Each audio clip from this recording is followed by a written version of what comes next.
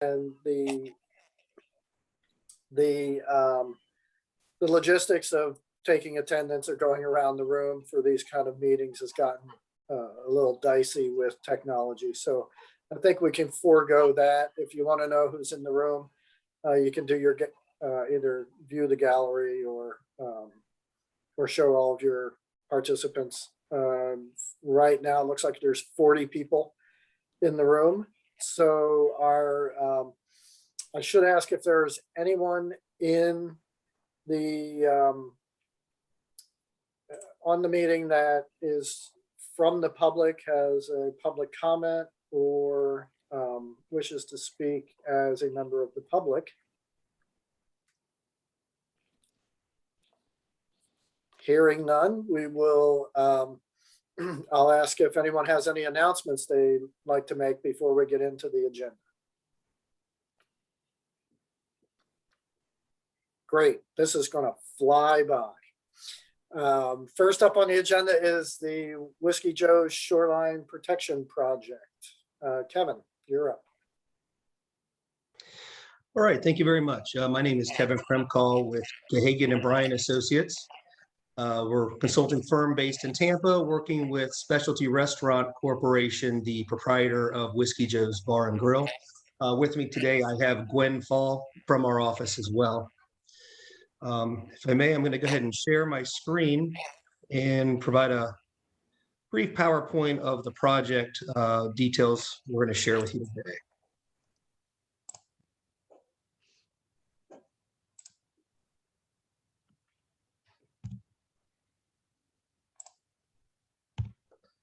All right, is that visible?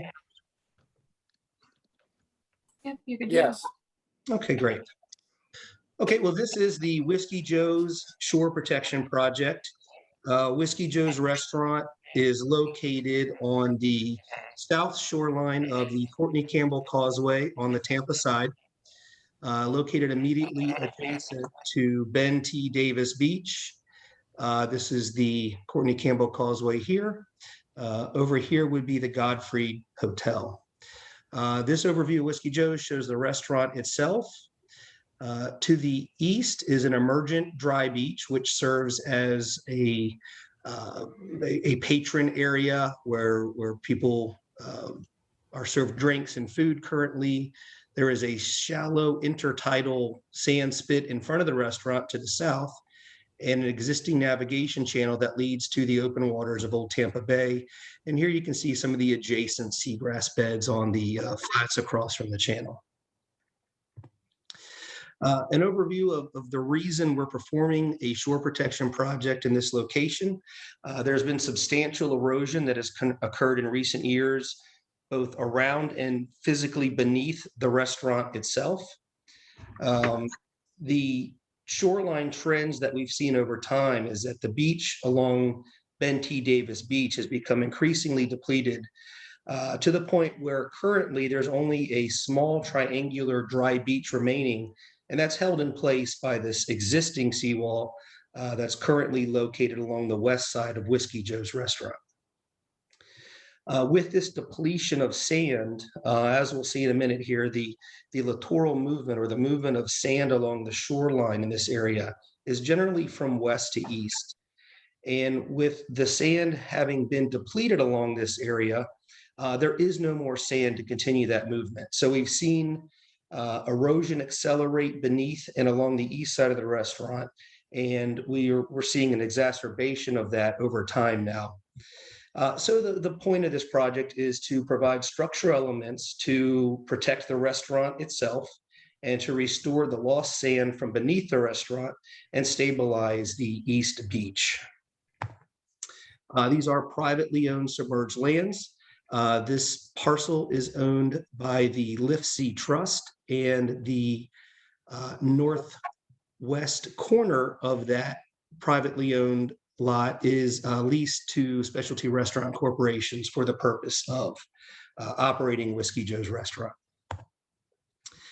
These are just some pictures that have been taken about a year and a half ago now. These are a little old, but even then you can see the loss of material. This is looking to the east underneath the restaurant itself. Where the blue paint is where the sand used to be. And you can see vertically, there's between 3 and 4 feet of lost sand there. This is looking to the west from the front of the restaurant. So you can see this was at low tide. So you can see how this is during a north wind on a low tide. This is a dry intertidal area. And this is looking to the south from the end of the existing seawall that separates Ben T. Davis Beach from Whiskey Joe's restaurant. This is looking to the east at the existing East Beach there. And again, like I said, this was taken about a year and a half ago. And I'd like you to note this fire pit and this palm tree here. And looking back at it last week, this is what it looked like. We can see this fire pit was in the surf zone, and you can see the water's coming up to the edge of that palm tree there. I'll just go back for comparison. That's where it used to be. And, that's what it was looking like now. So we've seen some accelerated losses in this area to the point where when we get, a high tide event, we're getting into some impacts there on the restaurant itself. And I should mention that the restaurant itself does have several ongoing maintenance issues. There's been increased degradation of some of the utilities on the restaurant. There's spalling concrete on the face of the restaurant. And there are some additional structural repairs that have to be made to the structure itself. And those are all slated to be done after we take care of the shore protection needs. This is a view just showing the bathymetry of the nearshore area here, where you can clearly see the deep water of Old Tampa Bay and the existing channel and basin that recreational boaters use to access the restaurant itself. And again, across, we have this heavily vegetated seagrass flat. Of interesting note, this is a long existing basin and channel. In our research, it looked like this was constructed sometime during the early 1940s. And this channel runs directly in front of where the restaurant is situated today. Now, looking at just some of the shoreline trends over the years here, we can see the shoreline change from the late 1980s to today, where the beach had steady erosion along the Ben T. Davis Beach area, sort of a consistent erosion from 1987 to 2017, to the point where there simply was nowhere else for the sand to go. And we reached a very stable triangular fillet of dry beaches, which is what's remaining today. And we've seen the subsequent growth of this East Beach along Whiskey Joe's. Now, with the elimination of all of this sand from the east, both to a longshore transport and, as you can see, cross-shore transport here, where this sand spit has grown to the south, it's gotten to the point where the entirety of this structure is now in the open surf zone. The actual part of the restaurant is over the water. This is just a little bit more zoomed out, where you can see that we have seen some growth of this offshore emergent sand spit, but overall the channel itself has remained relatively stable, really, since the 40s. This is a quick conceptual diagram of how the longshore current or the wave-induced currents work in this area. And it sort of shows why this area has taken the shape that it has taken. As you get waves impacting the area from the south to west, it creates a wave-induced setup of water along the coast, where gravity then drives it. And we have a movement of sand from the west to the east, beneath and around Whiskey Joe's restaurant. And we have a sort of a meeting of these currents, because as the water is trapped by this shoreline on Rocky Point, it circulates this way, resulting in the crenulate shape we see on this beach here, as well as the growth of this beach due east, or southeast, I should say.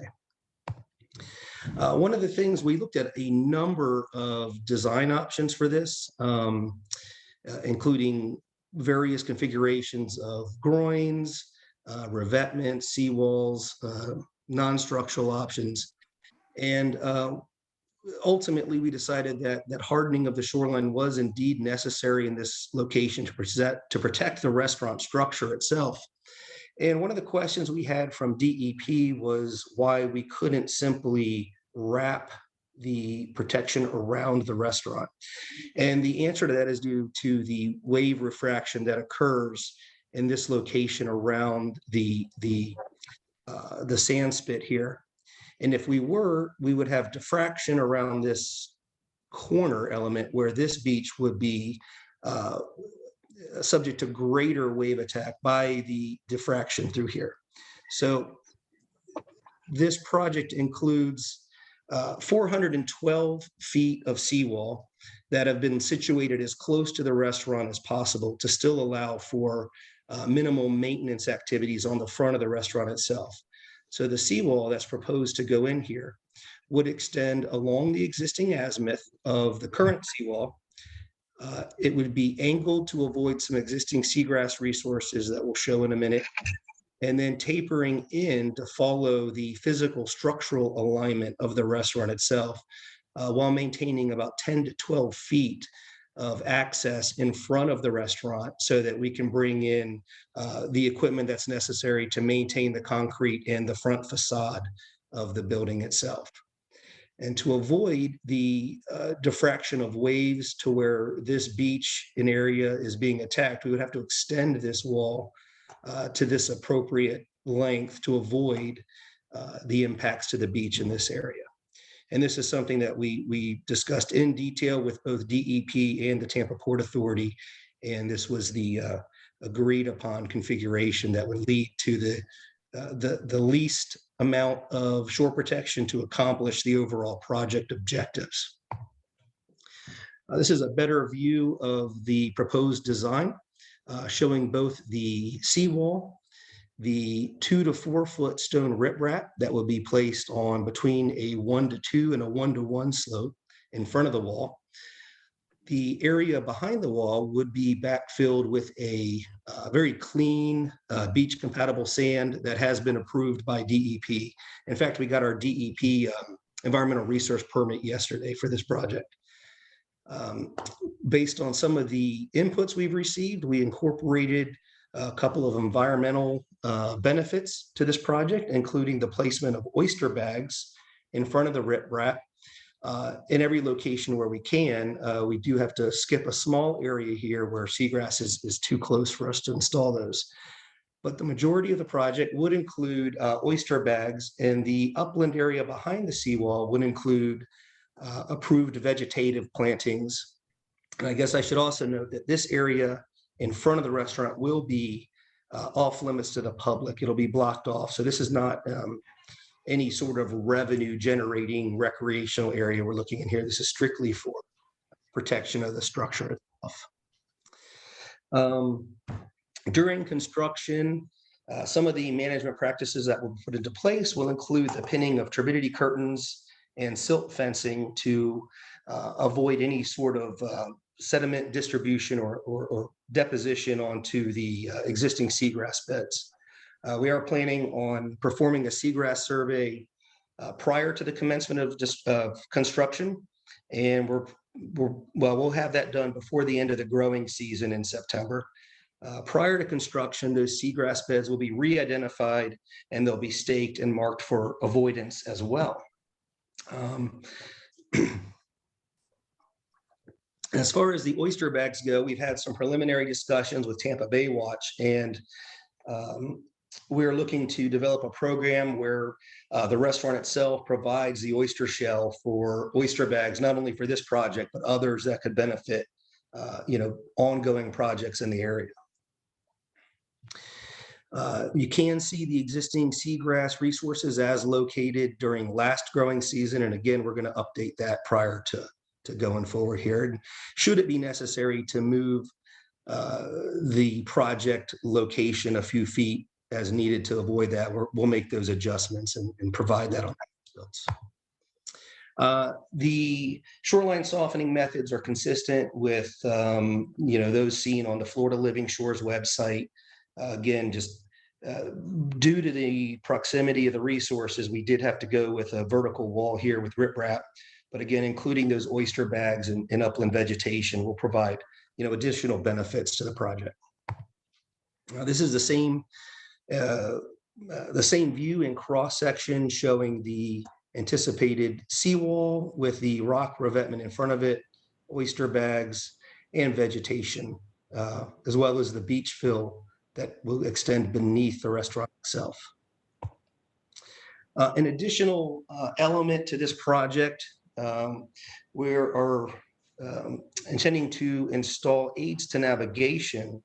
As Whiskey Joe's is a common place for recreational boaters to visit, one of the issues is that the general public really doesn't know how to get in and out of there the right way.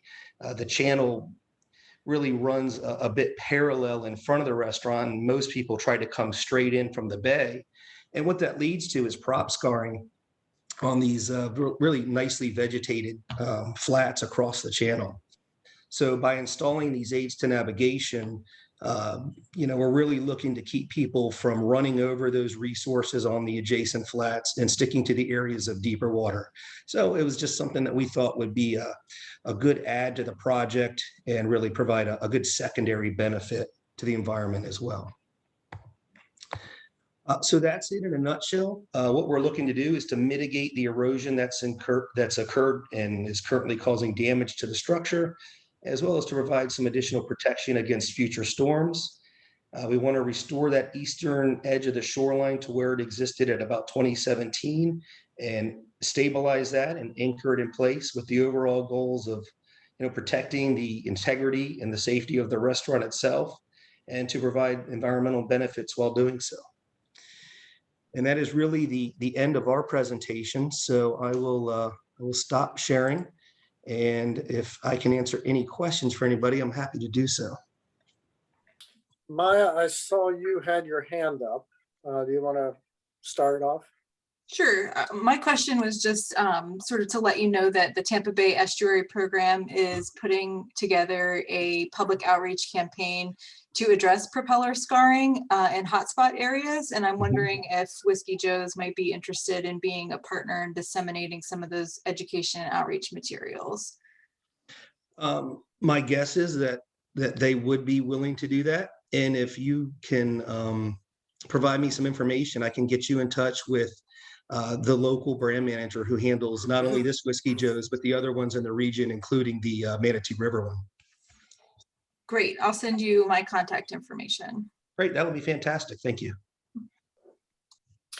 I don't see any other hands up for you, Kevin. I should just remind the group that, and for your own edification, that generally this body does not vote on projects or vote to approve projects like this. We just will comment during the meeting.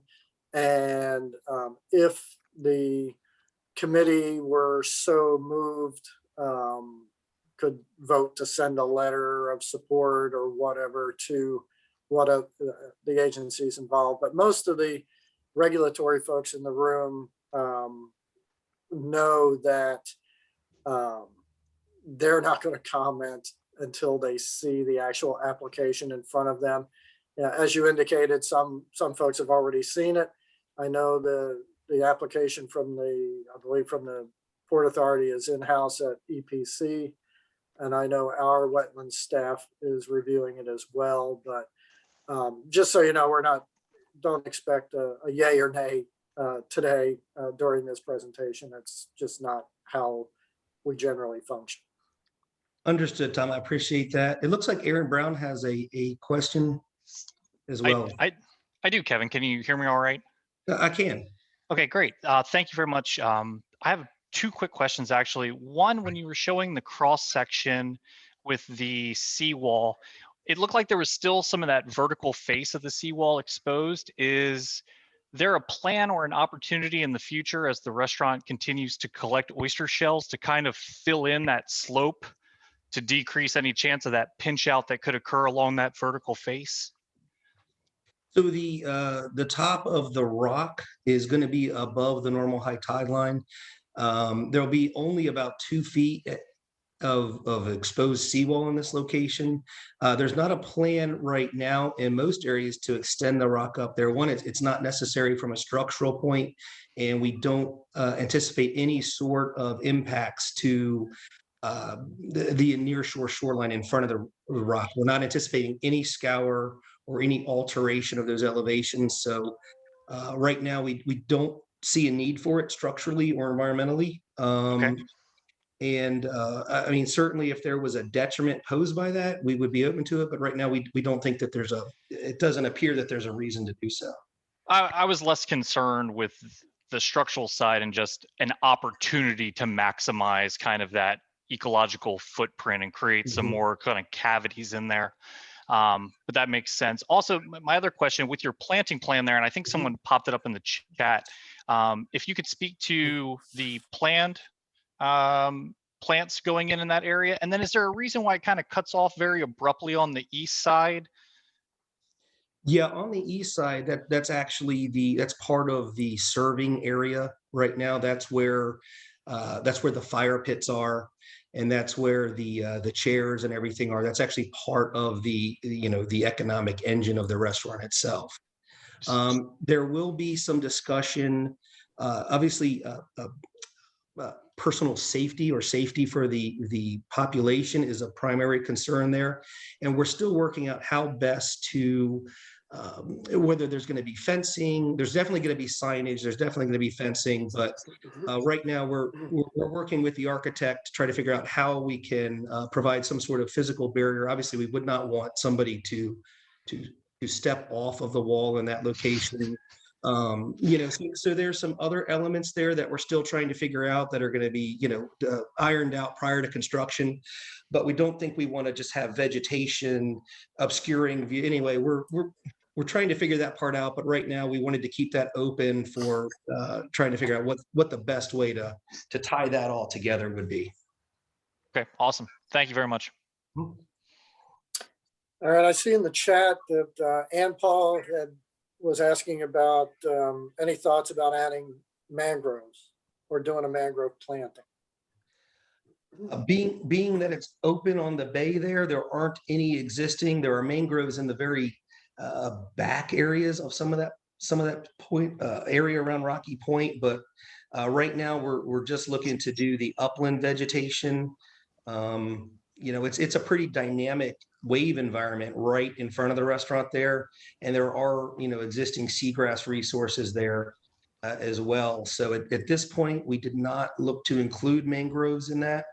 I'm not sure if it would be right for that in the future or not, but right now we're looking at the oysters and the upland veg. Okay. And Alana's asked that we remind the group that there are 116 pages of backup material in the agenda. So if anybody wants a deep dive, have at it, and then they can contact Kevin directly. Wonderful. I don't see any other hands. Am I right in that? I don't have my hand raised, Tom, but I just want to put this out there for the group. It's not really about this project in particular, but I would caution against planting mangroves just because they're doing so well in Tampa Bay, naturally recruiting, especially in the old Tampa Bay segment, just because there are some lingering scientific questions about the relationship between mangrove leaf litter and the nutrients and things that they make available to feed pyridinium blooms. So just for everyone's kind of background knowledge, that's kind of a research question that's out there. And I guess I wouldn't support going out of your way to put mangroves in those kinds of locations until we know a little bit more. Yeah, that's a good point. I know historically we've had many discussions about that. And, from a client or consultant standpoint, typically, mangroves, you're going to get mangroves for free at some point. So, why bother doing plantings, which may be unsuccessful and you're held to success criteria for your mitigation and all of that. So, but those are great points. I don't see any other comments in the chat or any other hands. So last call for this item. Otherwise, we will move on to Red Tide and Tampa Bay region. And thank you, Kevin, for your presentation. Great. Thank you, Tom, and everyone else for your time today. We appreciate it very much. And if anyone has any other comments, we'd be very receptive to hearing them. Thanks again. Great. Thank you. And Maya, the floor is yours. Y'all can see my screen okay? Yes. All right. So my name is Maya Burke. I'm the Assistant Director of the Tampa Bay Estuary Program, and Tom and Alana asked me to give you all a fairly brief overview of what we've experienced in terms of the Red Tide event over the past few months, and then maybe have an interactive discussion about ways that the Agency on Bay Management can continue to provide value in the region to address these kinds of things. And so I've been living, eating, sleeping, breathing Red Tide since April. And I know many of you have too. So I'm going to try to not go into too great of detail, but that means that I might gloss over some things. So if you all have questions or whatever, let this be really interactive, and we can just sort of chat about what went on and what I might leave out. But I don't want to bore everyone to death because we've been talking about this stuff so much lately. So I hope that works for everybody. So as an overview, I always contextualize what we've experienced over the past few months with the Piney Point event that did occur beginning at the end of March, and the 10 days of active discharge through April 9th. Part of that's just because it was such a seminal moment in the Bay's response for this year. And it's really driving a lot of different phenomena that we're seeing that are sort of out of the norm in Tampa Bay. So I know that there are some folks that are maybe hesitant to make those links, but the Tampa Bay Estuary Program really feels pretty confident that these things are linked, and that we should situate them appropriately. So because of that Piney Point discharge that occurred over the beginning parts of April, you all and our partners throughout the region have really banded together to create sort of an enhanced environmental monitoring program to really document all of the changes that we're seeing in the Bay as a result of Piney Point. And so this timeline is our attempt to take all of the data that you all and our partners have helped to collect over the past several months and synthesize it into a really simple and easy to digest timeline of what we've witnessed in Tampa Bay. So like I said, the first 10 days, in early April is when we saw that active discharge period from Piney Point, more than 215 million gallons of processed water discharged to the Bay. That represents a nutrient load of about 200 tons. That's about a year's worth of nitrogen delivered to that Bay segment over the course of a 10-day period. So as a matter of scale and magnitude, a very significant nutrient load. And our 30 years of history as a program, what we understand and how we know to manage the Bay is that nutrient loads produce a chlorophyll response in Tampa Bay. And so that is really the hypothesis that we set out to test and to document. And what we've seen is more or less what one might expect. It's just a matter of documenting the different types of algae that we've seen in response to that significant nutrient load that was discharged to the Bay. So initially in the immediate vicinity of Berth 12 and Port Manatee, where the discharge water was directed, we saw a very localized diatom bloom. And that's really what we could consider to be a best case scenario, is that non-harmful diatom bloom, just really that phyto just eating up the nutrient sources that are available. Unfortunately, that bloom didn't last for very long, and it was by April 20th, began to see observations of red tide Karenia brevis entering the lower part of Tampa Bay.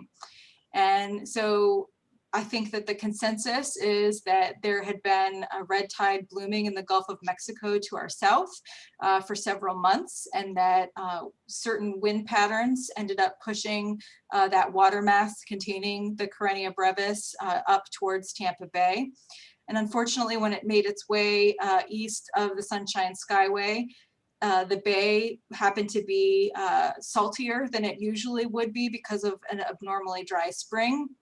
And when you combine those conditions with the excess nutrient load that was bioavailable in the water, we began to see an intensification of red tide in the lower and middle parts of Tampa Bay, to where we were reaching bloom conditions of red tide by May.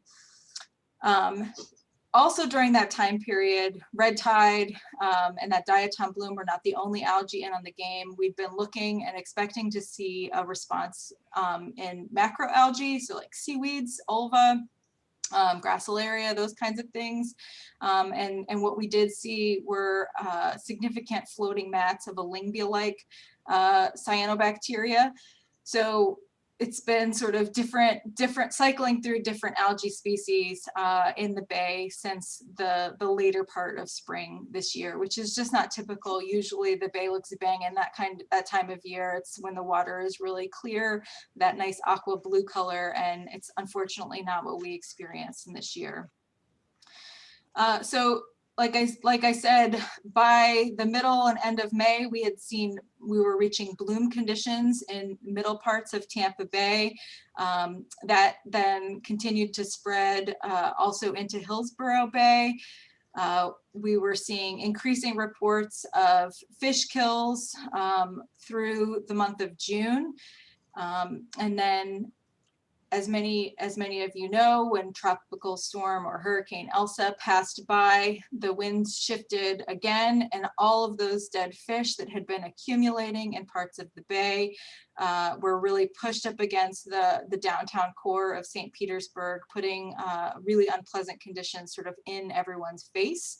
And there has been a significant amount of coordination to remove the fish, the biomass that was generated as a result of these high levels. The peak bloom conditions in Middle Tampa Bay occurred on July 8th. And then that was 17 million cells per liter. So, not a record compared to what we saw out in the Gulf of Mexico in the 2018 event, but really unusual for Middle Tampa Bay. That was observed about a mile offshore of North Shore of Vinoy Park area. And then fortunately, we've over the month of July, we've seen a decline in red tide bloom conditions in Tampa Bay. But that's not to say, so this chart kind of shows you the boom and bust of red tide in Middle Tampa Bay. So you can see by the end of July, we're really not getting those observations in the unusual parts of the bay, Middle Tampa Bay, Hillsborough Bay, things like that. But that's not to say that that's the only thing that's going on. Here, these are the most recent maps. This bloom has been really patchy and dynamic, so it's been a challenge for everybody to track. So while Tampa Bay doesn't look as bad now, in fact, I think fishermen and researchers who've been out there on the water have been reporting really great viz, good water clarity, alive things for people who need hope that she's more resilient than we give her credit for. But you can see that many of the areas in the Gulf of Mexico, particularly up in Pasco County area and then down in Sarasota County, they're still really dealing with intense red tide blooms. And these are the monitoring data from yesterday's run. You can see we're still getting some high hits of Karenia brevis in lower Tampa Bay and Manatee County. So things continue to change and be dynamic, and there's we're not out of the woods by any stretch of the matter, but fortunately things aren't as bad in Tampa Bay. Some folks will notice there's still a couple of hot spots in Tampa Bay in the upper portions of the bay, both in Hillsborough Bay and in Old Tampa Bay. So we know that, typically when we're talking about managing algae in Tampa Bay, we're talking about pyridinium in Old Tampa Bay. And then in Hillsborough Bay, we have blooms of two different kinds of algae right now, Tripos hircus, which we see periodically in that part of the bay. And then is it Prorocentrum? Is that right, Tom? another dinoflagellate. Yes, yeah, that's correct. Yeah, so we are still seeing other algae blooms in those parts of the bay that can contribute to reduced water clarity and low dissolved oxygen concentration issues. But generally, the red tide situation, much improved for the bay, still a challenge for our Gulf front managers. So Alana asked me to kind of seed the discussion in terms of things that the Agency on Bay Management can do to help. And I know that Dr. Schaefer presented a few meetings back on some of the work that they did documenting the effects of that significant red tide event back in 2018. And so things like this shareable infographic are, I think, like that uniformity and reporting data that we can access, that we can access and pull easily, for collecting the same information as a region, and then we can synthesize it together in these really easy to digest formats. It's useful for communicating with elected officials, with the public, with the press, and it's helpful even for scientists to see things in a simple way sometimes too. So I think that Alana's been coordinating weekly phone calls, and then many of our county partners are having their own coordination calls. There's a proliferation of coordination, emails, calls, all these kinds of things, which are important so that we're all knowledgeable about what's going on.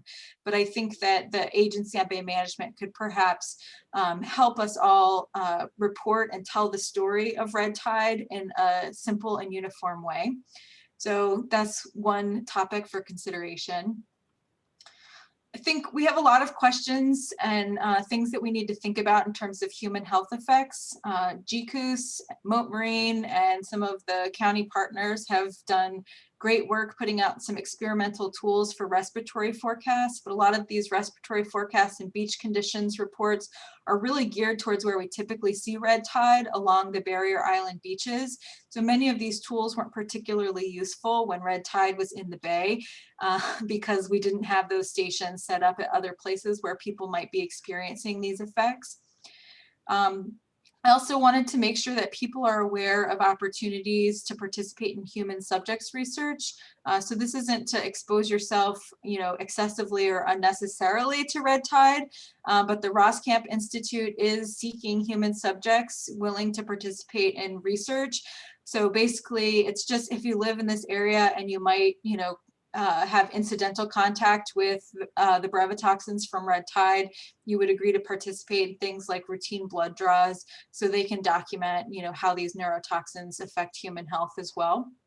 But there's a lot we don't know in terms of what that means. And I think that these questions are particularly relevant when hopefully we don't deal with this kind of thing on the regular and it doesn't become a new normal. But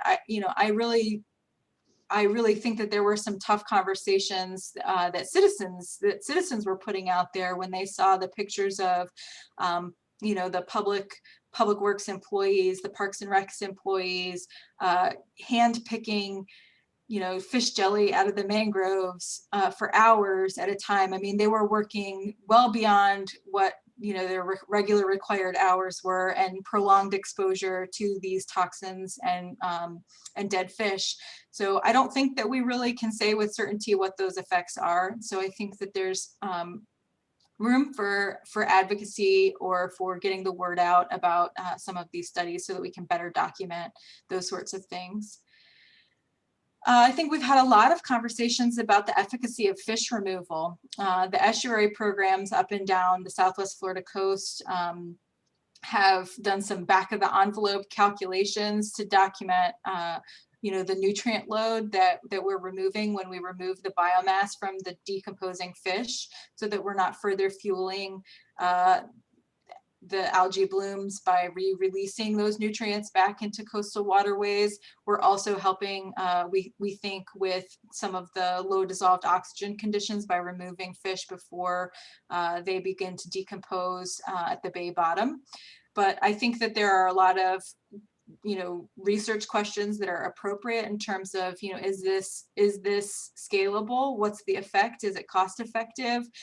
What kinds of studies can we design to really document and understand these things? I know Moat is doing some work, but I think I've heard from Manatee County in particular, some interest in researching the effectiveness of this kind of thing in general.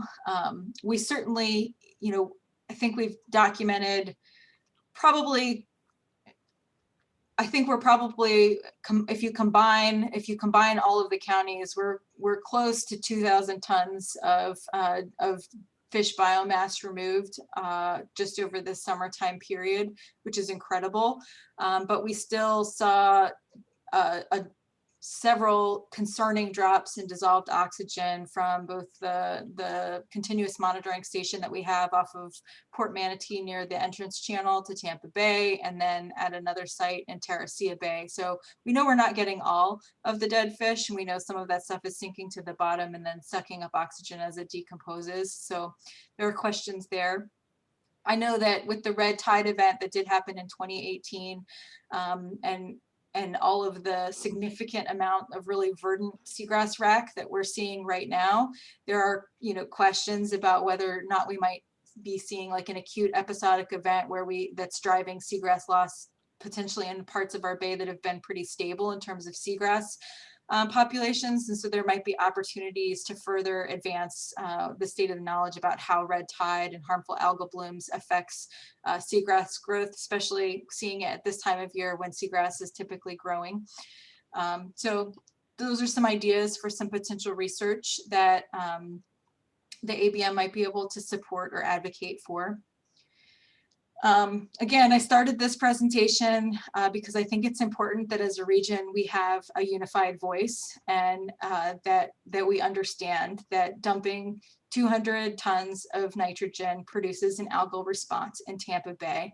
And so it's very important that we need to finish the work that I know for my entire professional career, we've been dealing with Piney Point, and we really need to see it closed once and for all. I think that it is promising that we have the will of elected officials who have committed to spending money to close down the facility, but what we don't have is any of the details of what that looks like. And so a commitment to spend $100 million to close Piney Point is a good first step, but we cannot stop there. We need to understand a timeline and details for closure of Piney Point. So there are a number of lawsuits that are pushing to that end, but I think that it's important as a management community, we stay laser focused on participating in that call to action. And understand that, closure means dewatering the site. So the water needs to be safe, needs to be treated such that it can be safely discharged to the environment in a way that is palatable to the public. I'm not sure that there is public support for all of the options for disposing of that water. I know that the public has great apprehension about using UIC wells and injection underwater groundwater injection. But if we don't choose that, then we have to understand that we're talking potentially about continuing to release this wastewater into Tampa Bay and surface waters of the state of Florida. So I think we need to facilitate conversations in the community about what a choice or what inaction looks like and what it means. And we need to build that public support so that we can make sure that everyone is accountable to the commitments that they made, back in the month of April when this seemed more urgent to many officials. And the estuary program's bread and butter is nutrient reductions. We need to continue to reduce nutrient pollution no matter the source. Yes, Piney Point was a significant source of nutrients to the bay and it produced an algal response, but it's not the only nutrient source to Tampa Bay. There's still a lot of hard work that we can do to continue to make Tampa Bay more resilient. So that includes things like revisiting fertilizer ordinances. I know that there are some communities that are not currently enacting policies that are consistent with Pinellas County and Manatee County and Sarasota County and all that throughout the region. So having a regional voice and consistency on strong urban fertilizer ordinances is important. And the agency's support on those kinds of efforts to find consensus is, I think, an important thing that we all ought to consider working on. We also are going to be rolling out another social marketing campaign. This one's targeting private sewer laterals. We all have a nutrient footprint. We need to continue to invest in wastewater infrastructure improvements, and that means and includes those in our own backyard that we're responsible for. So keep an eye out for this Pipe Up campaign that we'll be rolling out, but that's really to help encourage homeowners to have their private lateral sewer lines inspected and repaired and replaced if necessary. And again, these sort of large scale ecosystem improvements that we know can, when combined with nutrient reductions, can improve circulation and reduce the occurrence of harmful algal blooms in Tampa Bay, like the causeway modifications on the bridges like the Howard Franklin and the Courtney Campbell Bridge. So those are some of my ideas of what we can do, what's important, and how the agency on bay management can be involved. They're just my ideas. So y'all feel free to weigh in on what you support or if you think something differently. That's all I had. Thank you, Maya. Any questions for Maya? I'm looking for hands. I see none. Not sure if that's because you did an excellent job, and there's one from John. Let me just say, first of all, I'll be contacting you later today, Maya, to steal some of your graphics. Whoever did those, it's a fabulous job. And it is nice to have pictures for scientists every now and again, because some of us are slow learners. John, you had a comment or a question? I have a comment and and a question that may not be answered, but it's a question. First of all, are the graphs that you presented available somewhere online that we can copy and use them? Yes, everything that we do is publicly available. It's all linked in the presentation, which I know Alana will put up there, and probably during the next chat, I'll pop a bunch of links in this chat here too, so they're really easy for you. Awesome, thank you very much. Second, you talked about possibility of, you talked about only two options, deep well injection and or leaving it there with further spills. There really need to be more. Well, the other option, I don't necessarily mean leaving it there for spills. I mean, no matter what, the site needs to be dewatered, and what's there needs to be treated so that it's safe to discharge. Whether it's safe to discharge via surface water or groundwater, that I think is, different. But I don't support inaction. Right. The question obviously is what action is safe for both groundwater, aquifer, and bay. And those are things, I guess, that need to be researched before endorsing something. And then my last remark concerns the return of fish. I walk along the bay pretty much daily, and I see a bunch of despondent birds. Is there any research in when fish food returns to the bay? I also see a lot of dead seagrasses. Yeah, I think you know, when seagrass is actively growing, it does shed or produce a lot of rack. So that's a question.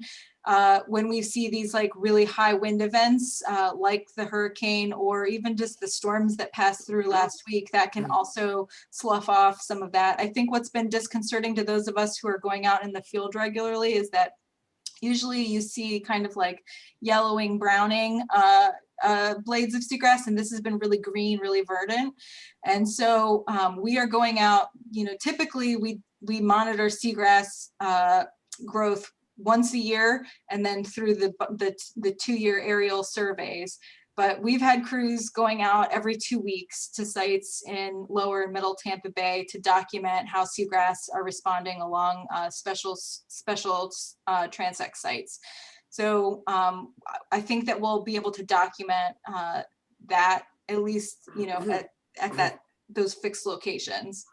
And how are they responding?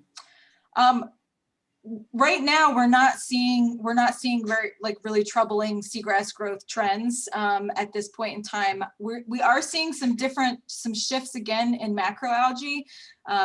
We're seeing a lot more ulva, that sea lettuce kind of looking stuff that we expected to respond first. So we're seeing it now. So there are some surprises in terms of like timing and order of things and what we're seeing when. And then to your question or comment about fish, I think typically what FIM has said is that, you know, the fish populations, they tend to rebound after about 3 years or so. Some of the questions are when we see these like successive back-to-back red tide events, you know, what happens then? Does that prolong things a little bit further? Of course, we've seen that they're extending the fish closure. It seems like they're going to do it for a few months at a time. I will also I'll put a link in the chat. You know, when we do these annual monitoring programs, we're always like a little bit behind. So what's new to us is not going to be capturing this event necessarily, but we did update our Nectin index, which is like the fish health index, and we'll continue to update that annually. So we'll be able to document, you know, the extent to which the fish population in Tampa Bay really did take a hit. And that's an important piece of, you know, how we make these decisions about how to manage fisheries in the Bay. So yeah, it's concerning, but I do think, I mean, we are seeing things that are alive. Like I said, good water clarity stuff is coming back. The bull redfish in particular, like I'm getting lots of stuff from charter fishermen about just like really healthy schools of redfish, particularly like around Cockroach Bay and Port Manatee and that area. So I'm a firm believer in, you know, I kind of reject the framing of the environment as being fragile. I think it's incredibly resilient. We just kind of have to get out of its way. And so if we can do that, I think it'll come back. Yeah, John, if I could piggyback on that, I was just at the Gandy boat ramp yesterday, and there were snook all over the place on that ramp, under the floating docks, under the pilings, feeding on a fairly healthy supply of bait fish that were there. So there is reason for hope. It's interesting that the way this kill kind of evolved, and I unfortunately was a front row seat observer here at my house in Lower Tampa Bay. It seemed like the first thing you saw were a bunch of bait fish, you know, a lot of menhaden, a lot of greenbacks and things like that. And then the next wave, maybe a few days or a week after that, you started to see more of the game and recreationally important fish, the snook and grouper and things. And then there was a third wave after that of a lot of the bottom dwellers and the benthic species. I think what that tells me, or at least what I hypothesize that tells me, is that there are a lot of fish in those various groups that were able to get out of the way and find refuge in other places in the bay. And so the ones that couldn't obviously perished, but I think there was perhaps ample opportunity for all of those three strata to move on or try to get out of the way as best they could. So I am also hopeful that I think the bay is pretty resilient. And just to touch on something Maya said earlier, that I'm hopeful about resilience to a point, provided this does not become a regular event that we're dealing with, every 3 years or every 4 years. So if given the opportunity, I think the bay has an incredible capacity to recover. We have to make sure it gets that opportunity, though. Any other questions or comments? Kevin, I see your hands up. Hey, thanks. Maya, in the work you're doing on the private laterals for sewer, is there anything within that to address some of the septic systems that are still out there? I know I'm on septic and I've been trying to get the county or city to do something. It's not going well. Yeah, it's not part of this campaign. Part of behavior change campaigns is you have to be like really narrow and specific in terms of the behavior you're targeting to be effective. So this is really narrowly tied to people who are already part of a public collection system, but they maybe have not maintained their private connection to the public system. Separately, that's been part of our legislative work, working particularly with the state and federal partners to see what kind of support we can garner to help facilitate additional septic to sewer conversion programs, because I know all of our counties have areas where they need help on those kinds of things. And I know that our area hasn't been as effective at pulling down those resources because we've had to compete with areas where they've been prioritized, like in the Lake O Basin and in the spring sheds. So actually, as part of all of this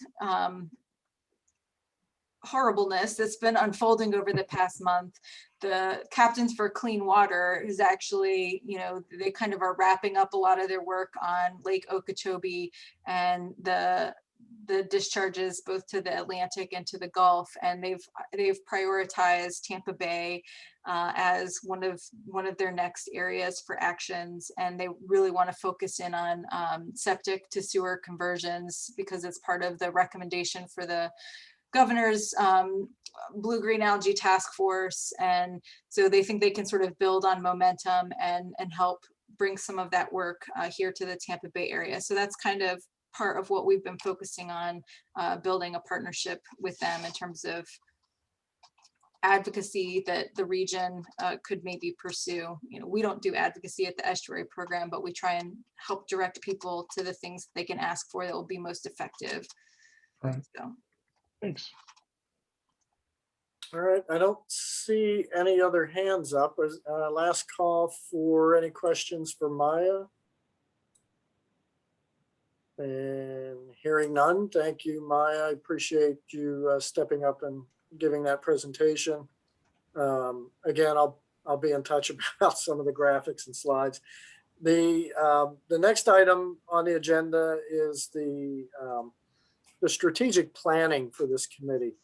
We kind of broke stride a little bit with COVID, and we want to get back to the roots of what the ABM is, and the Natural Resource Impact Review Committee has been historically, and the great history of work that the RPC and the ABM has done over the years.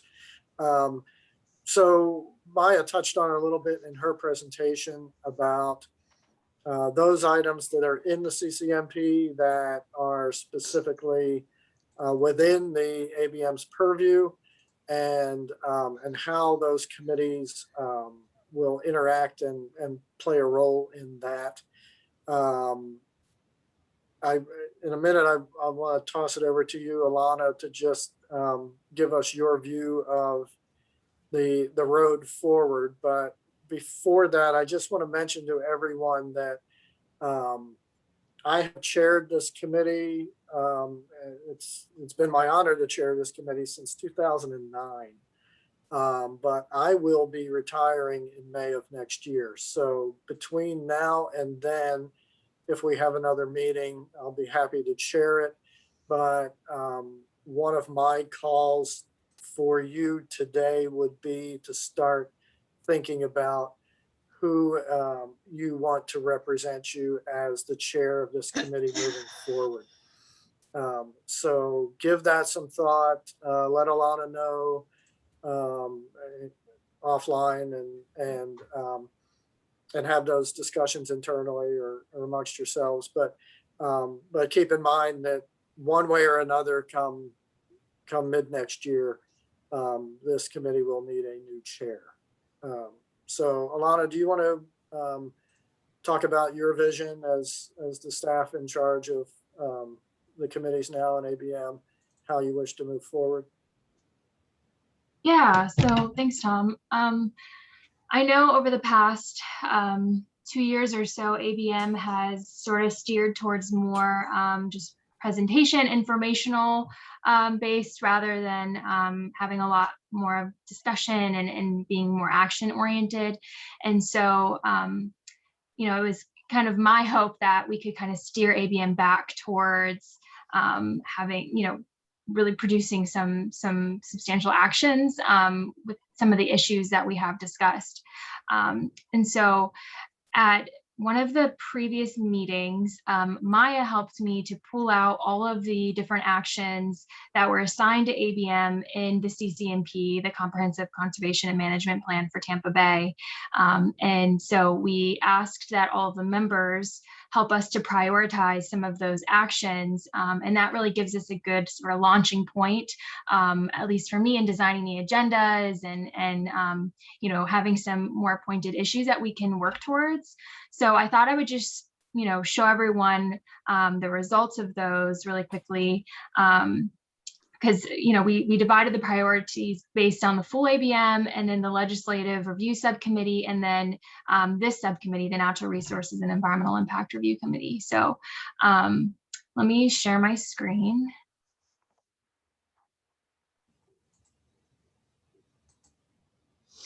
Can you all see this?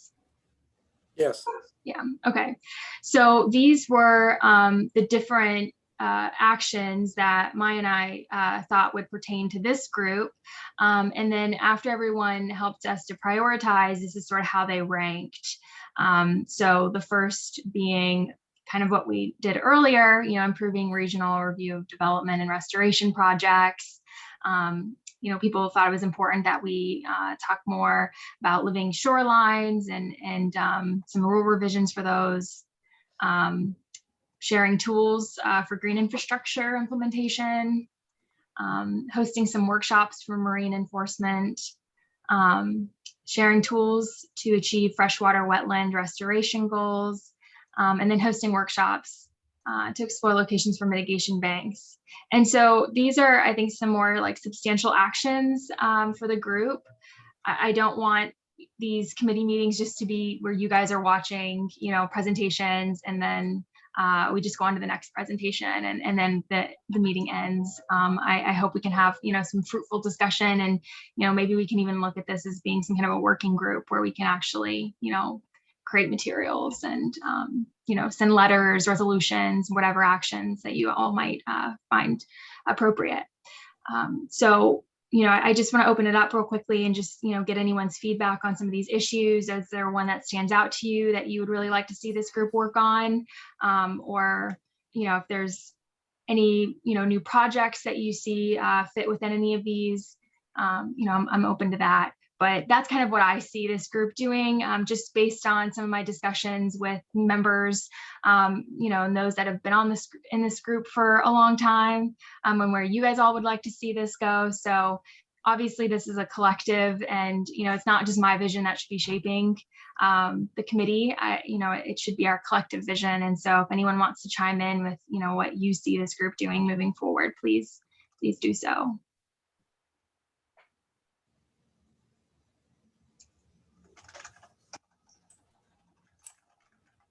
Are there any comments, or again, you can talk about the priorities or the group? I know some of you have some great historical experience with this group and what you guys did in the past. You can mention some of that or anything really. Everyone's shy today.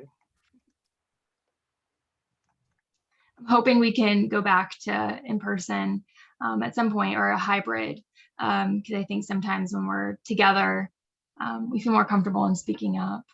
But I would encourage everyone to turn your cameras on, and we can have a discussion about the group moving forward.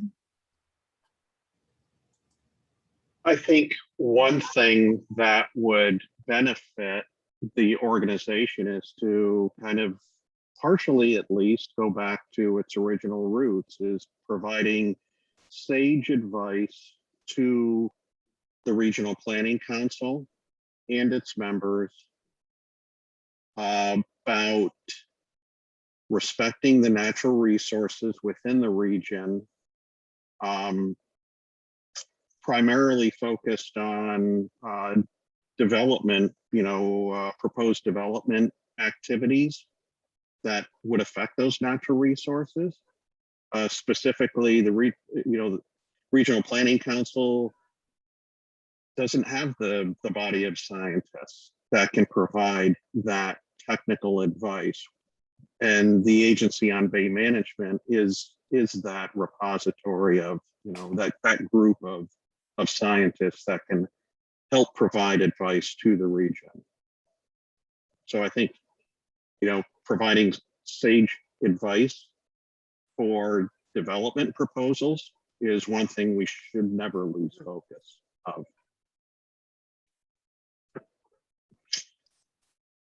Then while I'm talking, the second thing is, why not exhibit what I call a forward lean? Let's do some proactive things that can have a natural resources benefit within the region. So again, we have a very well-respected body of scientists and planners and other natural resources practitioners within the Agency on Bay Management. Why not put our heads together and help advance some of the activities that benefit natural resources in the region? Kind of, help the estuary program and the NGOs that are doing the same. That's a good point, Dan. One of the things that I've let Sean know probably more times than he cares to have me remind him is, I think what was an invaluable tool for many of us was the economic impact study for Tampa Bay. And I know it's been a while. It seems like just yesterday, but it has been a while since we've done one of those. And I think the Regional Planning Council is the perfect organization to do that. And I'm hoping that conversation is already being had, but to be able to relate to elected officials with numbers and gross domestic product and jobs and economic impacts. It's amazing how many presentations I've used those slides on, and everybody's ears already all of a sudden perk up. They went from glazed over to, whoa, wait a minute, how many jobs and how much money? So it's a great tool for all of us to have in the toolbox.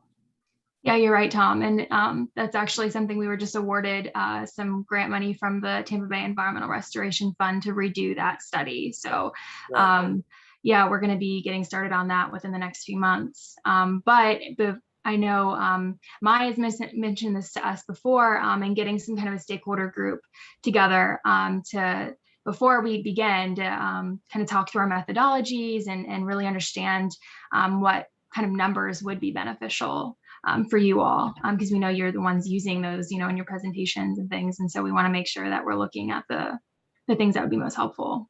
Great, great. Sean, I see your hands up. Yeah, just thinking, this is a great regional body and a good subcommittee, and it's great to lower my hand now for the issues to be discussed. But part of what I think we should focus on, I think I've already heard it from a couple of speakers, is having the expertise here go back to the local governments, and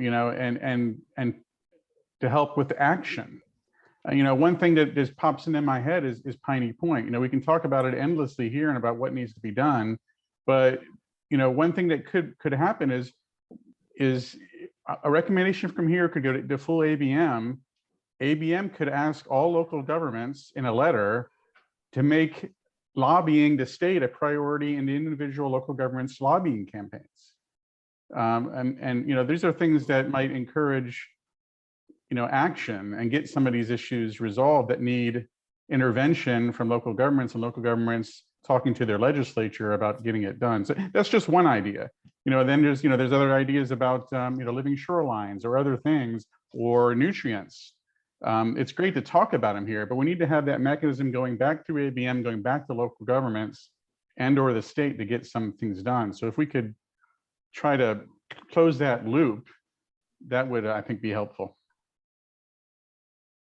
Yeah, that's a great point, Sean. And I've kind of been beating that drum for quite a while about the disconnect between the regulatory staff of various agencies versus those of us who are kind of like the big think folks that that do just that. We talk about it, we think this is a great idea, but then you take it back to practical application, and the folks who are reviewing permits or comp plans say, well, that's great, but the legislature doesn't allow us to do that. Or as currently written, the regs just don't let us do that. We can't consider this as a lift because it doesn't say so in UMAM. Those kind of issues. I think closing that gap, I think, is a great point.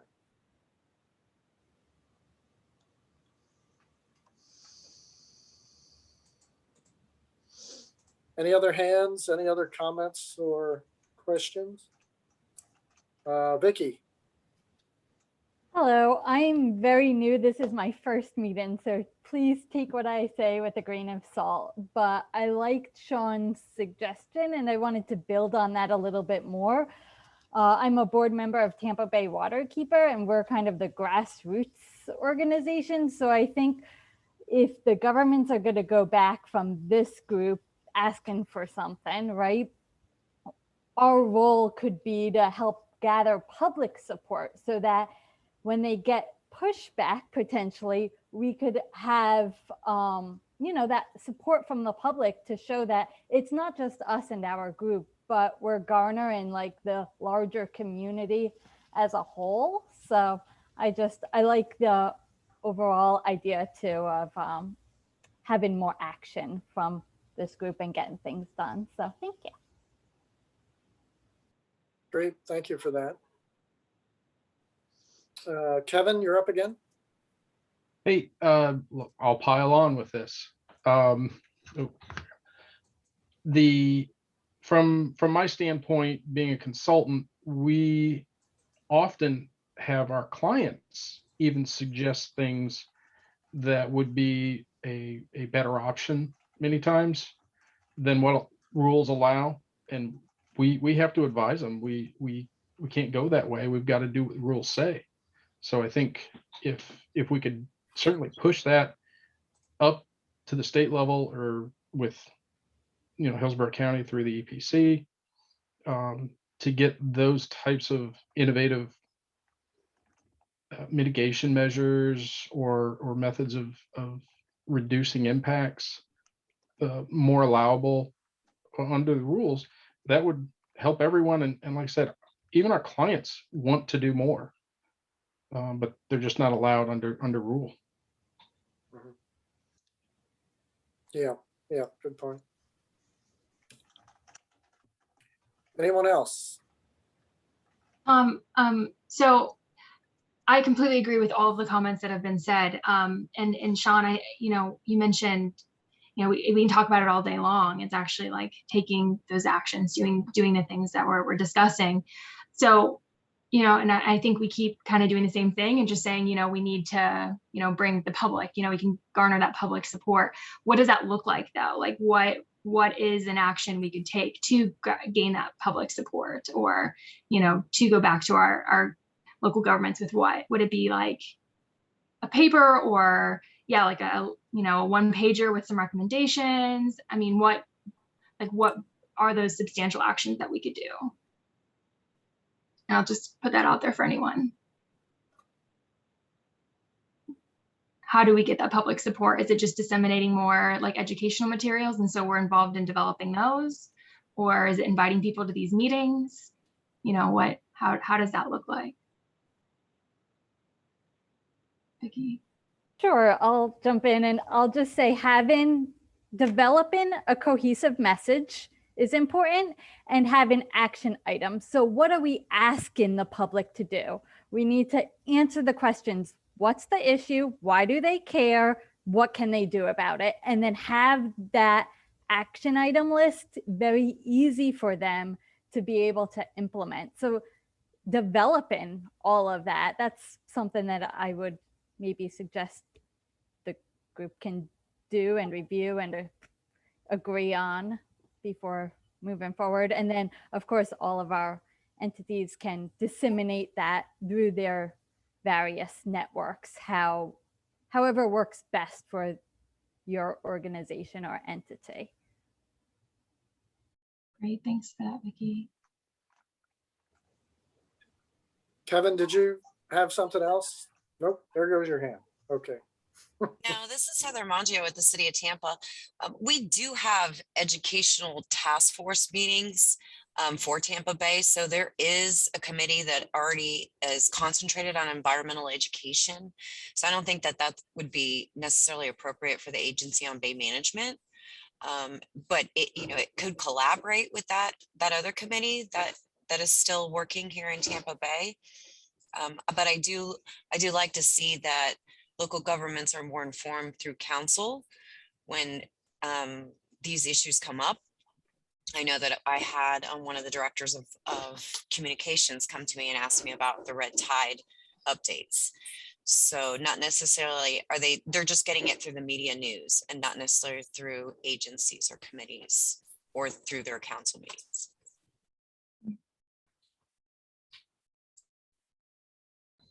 Thanks, Heather. Aaron, I see you have your hand up. Yeah, and I think something that I'm kind of hearing from everyone, I think everyone's making really great points, is that, and it's not just for, this group, it's with a lot of our groups that we meet together. It's kind of, where do we go from here? And I don't know if we've talked about in this group previously, or something that we could do is have a formalized workflow that we. Oh. Now that sounded like it was going to be really good too. As we were going through open discussions, if we were coming up with, oh, am I breaking up? Yes, Yeah. we lost you. It ended right after formalized workflow. Yes, thank you. I do that intentionally. I just make you all fill in the things that make sense, and then I agree with it at the end. It's very You're just strategic. saying if we're paying attention. Yeah. Well done, Tom. Yeah, but just a formalized workflow so that as we are coming up with different action items, we all kind of have an understanding of our responsibilities moving things forward, so that they don't just stagnate and die out there on the table. And again, from this group to something that I think we've been talking about with the estuary program, it's kind of like this: how do we take things forward from here? Where do we go? And I would love to see something that I could actually look at a flow chart and be like, okay, this is where we need to go. Do I need to do something? Yes, this is coming to me. I'll take this forward. And then my next step is to bring it back or to take it to, you know, I don't know, my students or to wherever.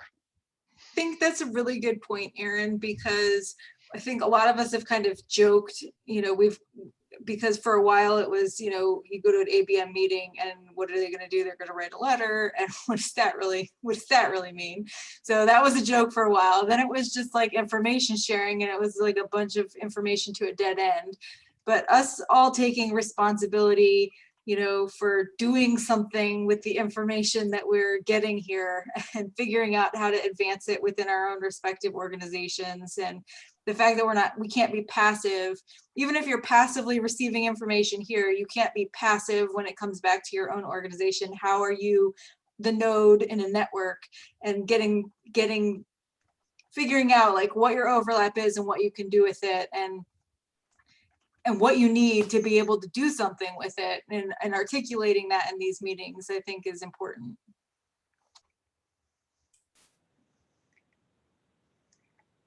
That's a great idea. And maybe, you know, before the next meeting, this is something I can work on, and come to the next one and we can kind of review it and figure out what does that flow of sort of action items look like. I think that's a great idea, Aaron. Thanks for mentioning it. And then something else I just wanted to raise to you all is, you know, with those priorities that we have from the CCMP, I mean, some of them, for instance, share tools to expand green infrastructure implementation. You know, I could look for some like topics and presentations for, you know, a meeting, and it's about green infrastructure. And then we kind of, you know, all come to it with some tools that we can compile and then send off or something like that. So if people like, you know, some of these topics and just want an entire meeting geared towards like one thing, and then that's, you know, we create some actions around that. That's an idea.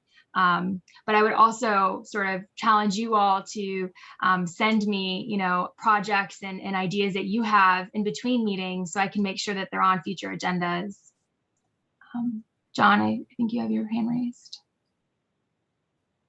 I do. Sorry, I had to unmute myself. So something occurred to me, and this is like my second or third meeting that I've attending because Friends of the River were just asked to rejoin, and I think it's a great idea. But there are more, I'm not sure if everybody's been here for a long time, but in light of presentations, could we ask organizations and folks why they've joined? Like have a short presentation of people and organizations, what individual people, groups, organizations, cities, counties, everything thinks they might get out of this?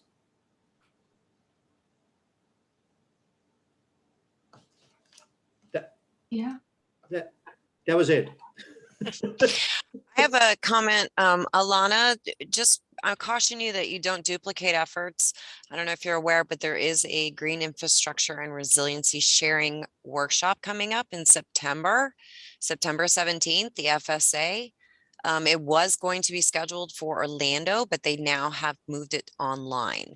So if you check the FSA website, the whole day is dedicated to green infrastructure and resiliency. So maybe this forum may not be the right place for that because there will be several engineers and scientists at that workshop. So we don't want to duplicate. We want to have some kind of strategic plan that is something that is coming out of us and no other agency.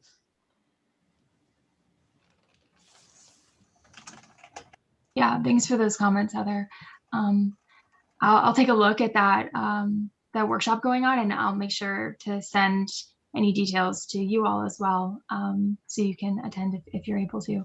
And John, to your comments, I think that's a great point. I know many people on the call have been a part of ABM for years and years now, but I know that there are also many that have just recently joined us. And so I think it might be a great idea to have kind of maybe a short little presentation from each, just to talk about what you do and yeah, how you see your role in ABM, you know.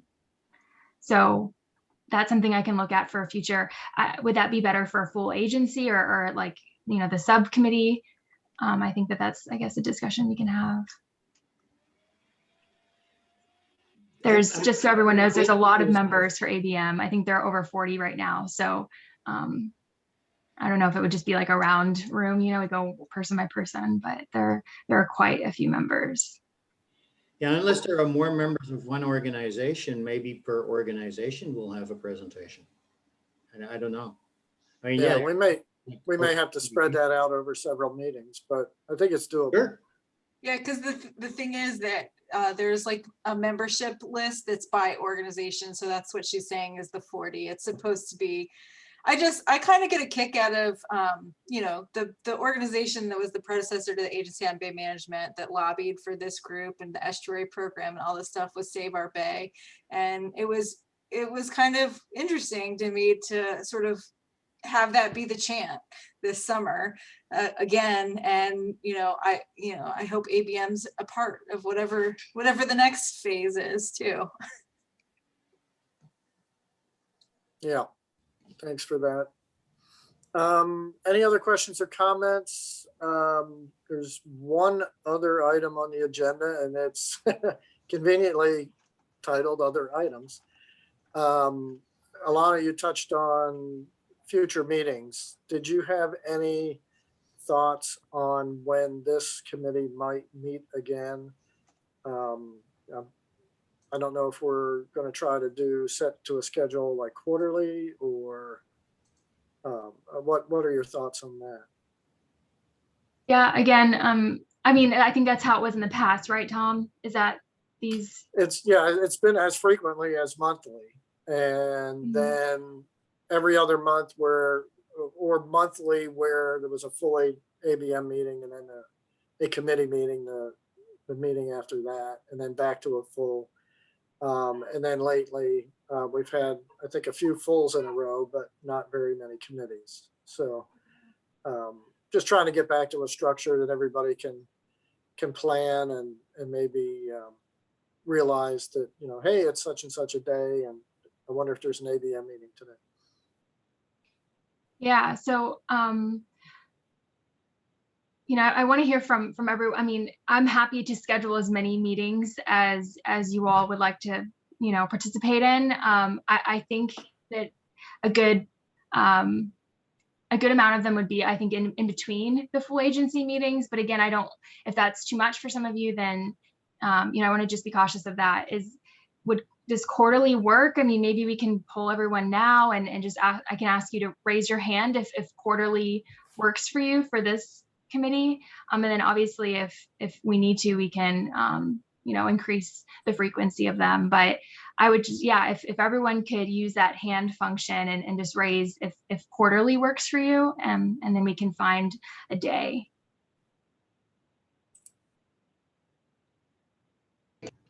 Now's when we find out who is paying attention, listening.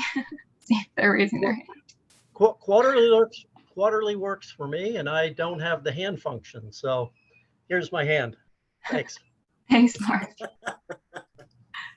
Have to be different, Mark. For me, I see at the bottom of my Zoom, you have reactions. And if you just click that, then you there's a raise hand button. So it seems like the majority of everyone that has their hand raised. So let's stick with quarterly now, and then we can always, revisit the frequency at which we're meeting. So you all want to just lower your hand. So the next question I have then is, what day of the week works best for everyone? So we're meeting on a Wednesday now. It seems like that has worked for everyone. Tom, if I remember correctly, said previous meetings were on Thursdays, but I know for some people, like for instance, those in the city of St. Pete, they have their city council meetings on Thursdays. So if Wednesday works for you, then how about, I don't know, is that the best way of polling right now? I guess we'll just, if Wednesday works, we'll stick with Wednesday. So if you want to raise your hand for Wednesday, and then if only a few of you have your hand raised, we'll find another day. Or if someone wants to speak up and offer an alternative day, that works too. Yeah, I think we've had such a long break that perhaps we've lost our time slot in our niche. So I think we'll have to envision that. I see the majority of the hands up, and Alana, you and I can talk offline and try to figure out when that meeting might be, and what those ballots should look like. So if anyone else has any comments, did you have anything else, Alana, that you needed to cover? No, you know, at some point we should talk about, you know, the succession of your position, the chair. So, if, you know, between now and the next time, if anyone has ideas of people I should reach out to for filling the chair position, please send me an email. It's just alana@tvrpc.org. And if anyone has any ideas now, if they want to pipe in and say something, you're welcome to.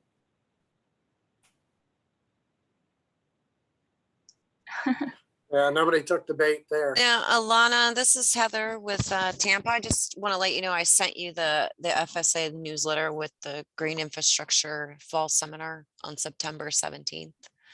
Great, thanks, Heather. I'll make sure And you to can, send that if out. you want to forward it to anyone else here in this this meeting also. And it's a newsletter. It also gives a lot of updates for legislations for Florida law.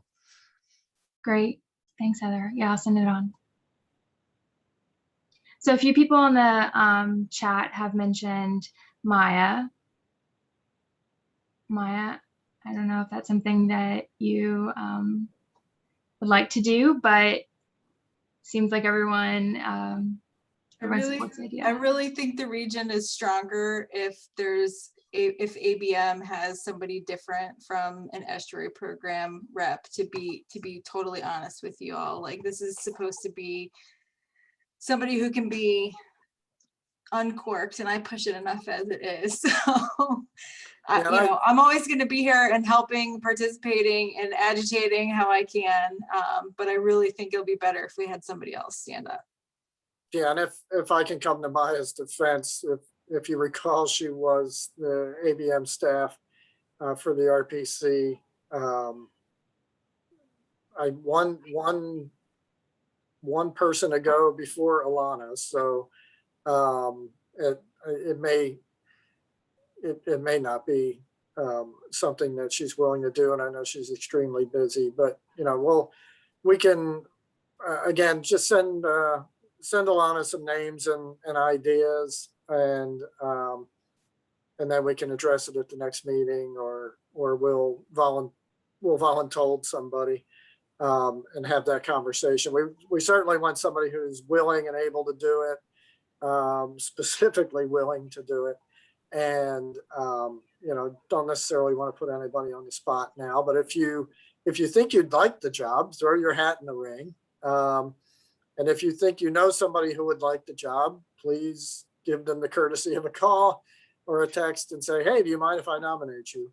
And then we can go from there. I don't have any other business. If there's any final thoughts or questions or comments, now is the time. Otherwise, thank you all so much for your time. And we will get back with you within the quarter. Thanks, everybody. All right. Take care, everybody. All right. Thanks. Take care. Thanks. Bye. Thanks for joining us. Thanks Thanks, for hosting. Tom, for chairing again. Certainly.